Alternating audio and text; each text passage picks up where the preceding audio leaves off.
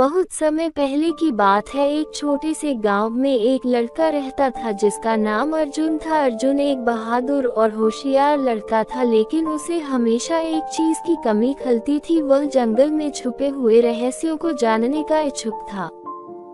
गांव के बुजुर्गों का कहना था कि गांव के पास का जंगल एक जादुई जंगल था। वहां तरह तरह के जादुई जीव रहते थे और अगर कोई उनकी मदद करे तो वे उसे किसी भी तरह की मदद दे सकते थे। ये सुनकर अर्जुन का दिल और भी उत्सुक हो गया। एक दिन उसने तय किया कि वह उस जादुई जंगल में जाएगा और वहां के रहस्यों को खुद अपनी आंखों से देखेगा। अर्जुन सूरज ढलने से पहले ही जंगल की ओर निकल पड़ा। रास्ते में उसे एक बूढ़ी औरत मिली। उसने अर्जुन को रोककर कहा, बेटा, ये जंगल बहुत खतरनाक है, सोच लो कहीं तुम्हें कोई अनहोनी न हो जाए। माँ, मुझे अपनी हिम्मत पर भरोसा है और अगर कोई मुश्किल आएगी तो मैं उससे निपट लूंगा। बूढ़ी औरत ने अर्जुन की हिम्मत देखकर उसे एक जादुई पंख दिया और कहा, ये पंख तुम्हें किसी भी संकट से बाहर निकाल सकता है, इसे संभाल कर रखना। कुछ ही दूर चलने के बाद अर्जुन की मुलाकात एक छोटे से प्यारे प्राणी से हुई। उसकी आंखें चमक रही थीं और उसके शरीर पर सफेद और सुनहरे रंग के धब्बे थे। वह प्राणी अर्जुन की ओर देखकर मुस्कुराया और बोला, मैं तुम्हारी मदद कर सकता हूँ, लेकिन पहले तुम्हें मेरी एक परीक्षा पास करनी होगी। कौन सी परीक्षा?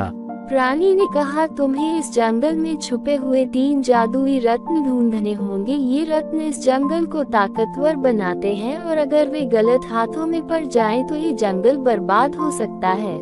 अर्जुन ने हामी भरी और रत्न ढूंढने के लिए निकल पड़ा। पहला रत्न एक प्राचीन वृक्ष के नीचे छुपा हुआ था। अर्जुन ने जब वृक्ष की जड़ों को हटाया तो उसे चमकता हुआ लाल रत्न मिला। उसने वह रत्न उठा लिया और अपने थैले में रख लिया।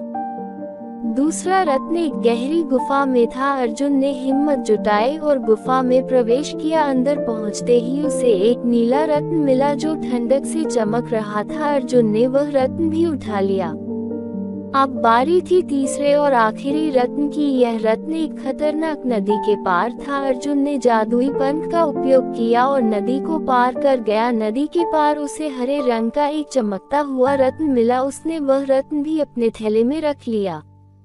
अर्जुन ने जब तीनों रत्नों को प्राणी को दिखाया तो वह बहुत खुश हुआ और बोला, तुमने अपनी बहादुरी और समझदारी से यह काम पूरा किया है। अब मैं तुम्हें एक विशेष वरदान दूंगा। प्राणी ने अपने जादुई हाथ से अर्जुन को छुआ और अर्जुन के अंदर अद्भुत शक्तियां भर दी। अब अर्जुन न सिर्फ एक साधारण लड़का था बल्कि एक शक्तिशाली योद्धा भी बन गया था। जैसे ही अर्जुन ने गांव लौटने की सोची, जंगल की सारी आवाजें शांत हो गईं। अब वह जंगल एक नया रूप ले चुका था। चारों ओर खुशहाली और शांति फैल गई थी। अर्जुन ने अपनी आंखों से देखा कि जादुई जीवों ने उसके काम की सराहना की और उसे धन्यवाद कहा।